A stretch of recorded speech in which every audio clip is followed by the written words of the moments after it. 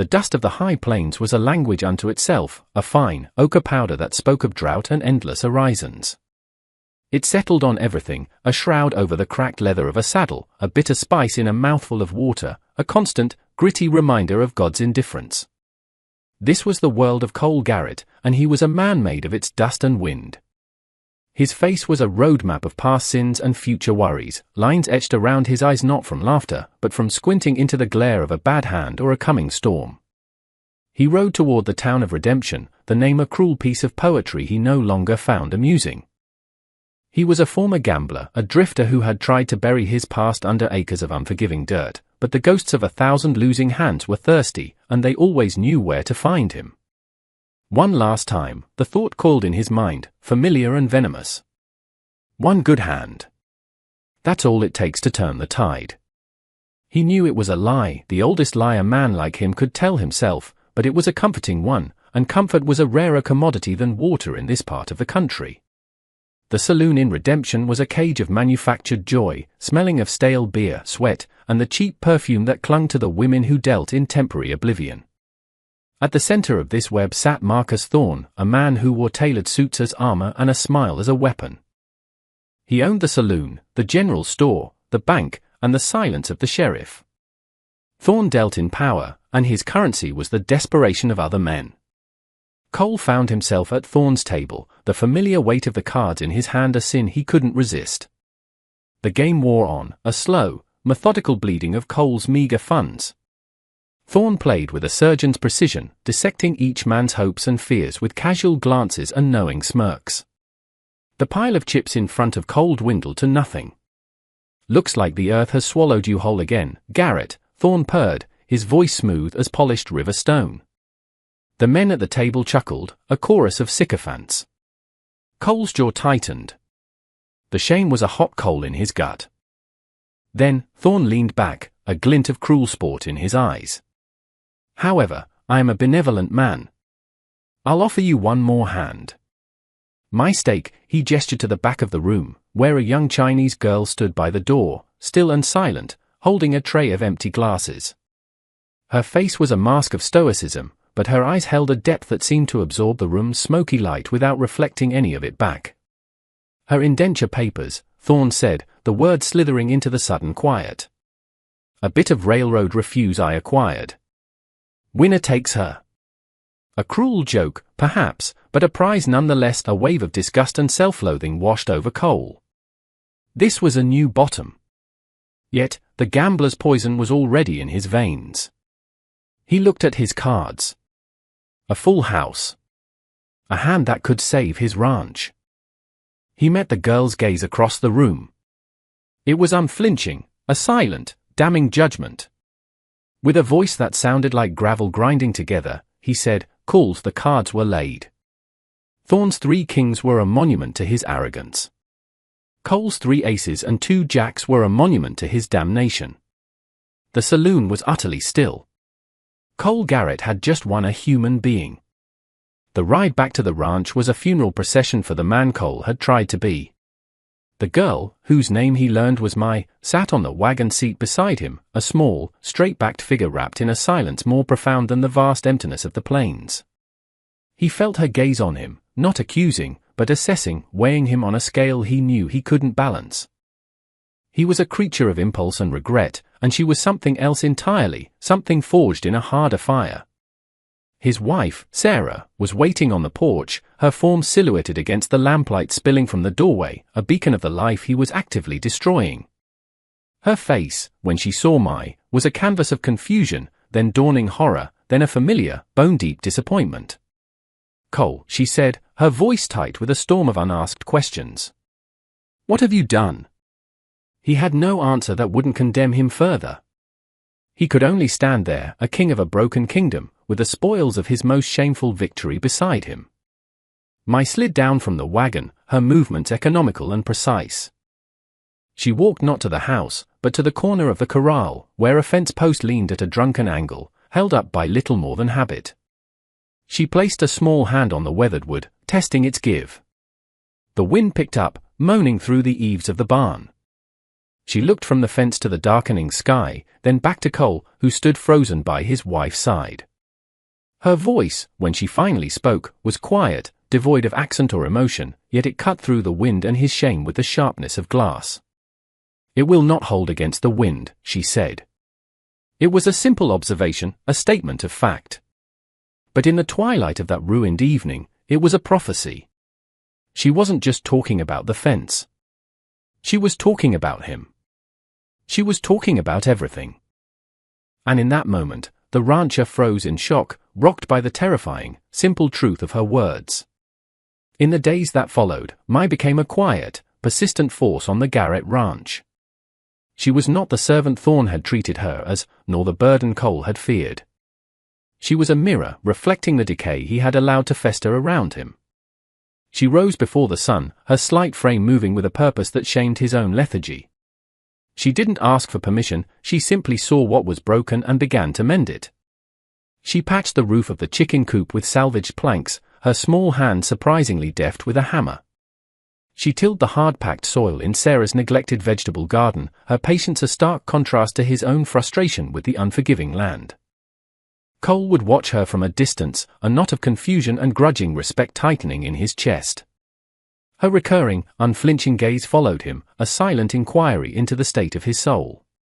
He began to work alongside her, at first out of a sense of awkward obligation, but soon out of a deeper, unnameable need.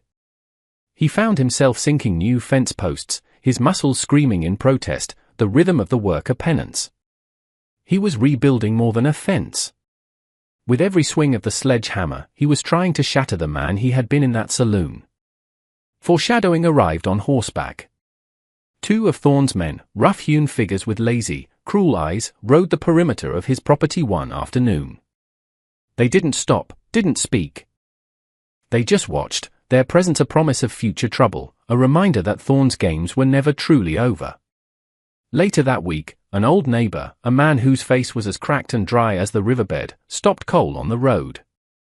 "You be careful, Cole," the old man rasped, his eyes darting nervously toward town. "Thorne's got a long memory. He don't like losing.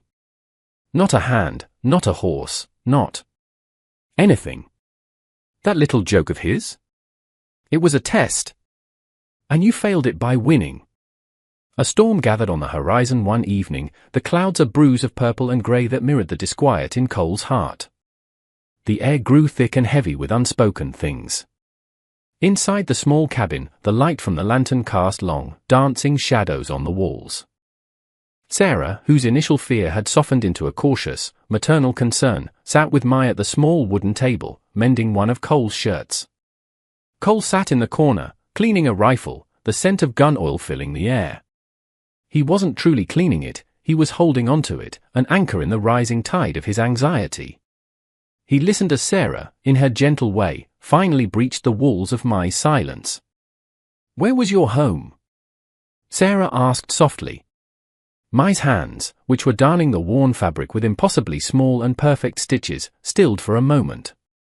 She looked at Sarah, and for the first time, Cole saw a flicker of something beyond resilience in her eyes, a deep, ancient pain. "My home was a village by a wide river, in a place you have no name for," Mai began, her voice a low murmur. She told them of the journey across the ocean, a nightmare of sickness and loss. She spoke of the promises of gold and prosperity that turned to the dust of railroad camps and servitude. Her father, a proud man of learning, had been tricked by men working for Thorne, signing a contract whose terms were a cage of debt. When he realized the deception and tried to organize the other Chinese workers, Thorne had him silenced. Not with a bullet in the open, but with a quiet, brutal beating in the dark, an example to the others. "Thorne does not kill with guns," Mai said, her gaze now distant, seeing ghosts Cole could only imagine. "He kills with paper and with fear. He took me as payment for a debt my father no longer owed. My unflinching gaze is not strength. It is all I have left.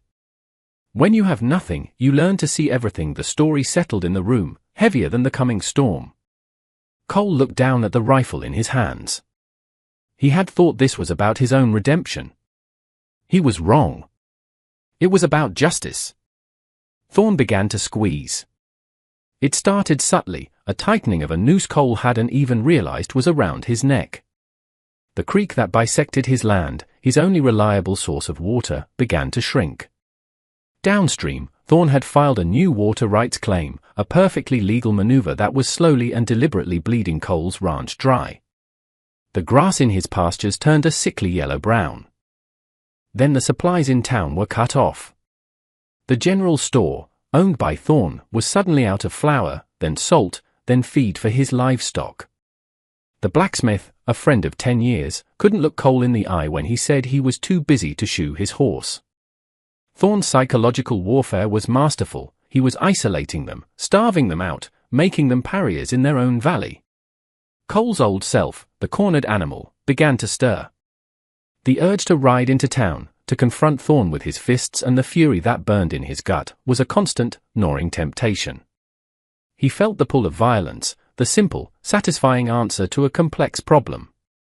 But Sarah stood in his way, her presence a quiet but unbreakable dam against his rage. "Don't, Cole," she pleaded one night, her hand on his arm. "Don't let him turn you back into the man you were. That's what he wants. He wants you to break the law so he can use it to crush you." Her words were the truth, but the truth was a bitter pill. It was Mai who showed him another way. She led him not toward confrontation, but toward survival. With a willow branch, she showed him how to divine for water, tapping the dry earth until she found a damp spot where a well could be dug. She fashioned snares from wire and twine, catching rabbits and quail in the brush. She was a creature of resilience, her knowledge born from a life of having nothing but her own wits. Her quiet, pragmatic strength was a different kind of weapon, one that Thorn couldn't counter with his money or his influence. She was teaching him to endure, and in doing so, was fortifying the very foundations of his changing soul. The found family, born of a cruel joke, a weary rancher, his steadfast wife, and a girl with the eyes of a survivor, was digging in for a siege. The breaking point came with the first snow of the season. Thorn, impatient and incensed by Cole's stubborn refusal to crumble, decided to abandon subtlety. He rode out to the Garrett ranch at dusk, a half-dozen hired thugs at his back. They were not there to talk. The flickering torch in one man's hand told Cole everything he needed to know. They were there to erase the problem, to burn his defiance to the ground and take back what Thorn considered his property. But the Cole Garrett who met them at the fence was not the same man who had slunk out of the saloon weeks earlier. His weariness had been burned away, replaced by a cold, hard certainty. This was his land. This was his family. The confrontation was not a clean, heroic stand. It was a desperate, chaotic scramble for survival. As Thorn's men advanced, Cole fired from the cover of the barn, his shots aimed not to kill but to cripple, to drive them back. Sarah, her face pale but her hand steady, stood in the doorway of the cabin with a double-barreled shotgun, a silent, unmovable guardian.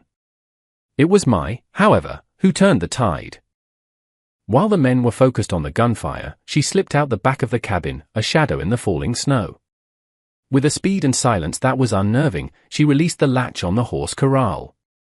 The panicked animals, smelling the smoke from the torch, stampeded directly into the flank of Thorn's advancing men, scattering them in a flurry of hooves and panicked shouts. In the ensuing chaos, Cole moved. He confronted Thorn near the broken fence line, the very spot Mai had prophesied would not hold. There were no grand speeches. Thorn, his face contorted in a mask of fury, sneered, "You're still just a gambler, Garrett. And this is a hand you can't win." Cole looked past him, at the light in his home, at the two women he was protecting. "I'm not playing anymore," he said, and the fight was short, brutal, and ugly. It ended with Thorn on the ground, his slick charm shattered, his power broken not by a bullet, but by the raw, desperate strength of a man with everything left to lose. He and his remaining men fled into the darkness, leaving behind only the scent of smoke and the promise of a new, uncertain dawn. The silence that followed the retreat of Thorn's men was heavier than the gunfire had been. It was filled with the panting breaths of exhaustion, the smell of gunpowder, and the soft hiss of falling snow on the scorched earth where the torch had been dropped. The ranch was wounded. A section of the barn was blackened, the fence was trampled, and Cole's arm throbbed from a deep gash. But they had held. They had stood their ground, and they were still standing. The weeks that followed were a time of quiet, deliberate rebuilding. The physical work of mending the barn and the corral was arduous, but it was the emotional mending that took the most effort. The confrontation had stripped away all pretense. Cole and Sarah spoke with a raw honesty they hadn't shared in years, a conversation held over coffee in the pre-dawn dark or while wrapping Cole's bandages. He told her of the deep well of failure he felt he'd been drowning in, and she told him of her fear, not of Thorne, but of losing the man she knew he could be. Their bond, tested by his gambling and her disappointment, was forged anew in the fire, stronger and more resilient than before. Mai's transformation was the most profound. She was no longer just a catalyst or a survivor, she was a daughter. The unflinching gaze began to soften at the edges. She started to share pieces of her life before Thorne, teaching Sarah the names of herbs from her homeland that she found growing wild in the hills, her quiet voice weaving stories of a world away. One afternoon, Cole found her sketching in the dirt with a stick, creating intricate characters he didn't recognize. "It is my name," she said, without looking up. The name my mother gave me. She was reclaiming not just her safety, but her identity. The town, too, began to shift. Thorne's power, once absolute, had been shown to be hollow. His aura of invincibility was shattered. People who once avoided Cole's gaze now gave him a slow, respectful nod. The blacksmith showed up one morning, unasked, to repair their wagon wheel, his apology unspoken but understood. A small crack had appeared in the dam of fear, and through it, a trickle of courage was beginning to flow. The seasons turned, chasing the memory of the snow into the green promise of spring. The creek, its flow unimpeded, ran full and clear. The new fence post stood straight and tall against the skyline, not a barrier to keep the world out, but a line drawn in the dirt, a declaration of home. The ranch, once a monument to Cole's neglect, was now thriving, a testament to the combined resilience of the three souls who tended it. Cole Garrett was a changed man. The ghosts of the poker tables had finally fallen silent, their whispers replaced by the steady rhythm of the land and the quiet contentment of his home. He found a new kind of wealth, not in the turn of a card, but in the rich, dark soil under his fingernails, in the warmth of Sarah's hand in his, and in the rare, bright sound of Mai's laughter as she helped bring in the harvest. His internal monologues, once a torrent of self-recrimination, were now quiet reflections. He no longer saw his past as a brand of failure, but as the long, winding path that had, against all odds, led him here. He had been given a last chance not in a saloon, but on his own porch. Redemption wasn't a town you rode into, it was a home you built, post by post, day by day.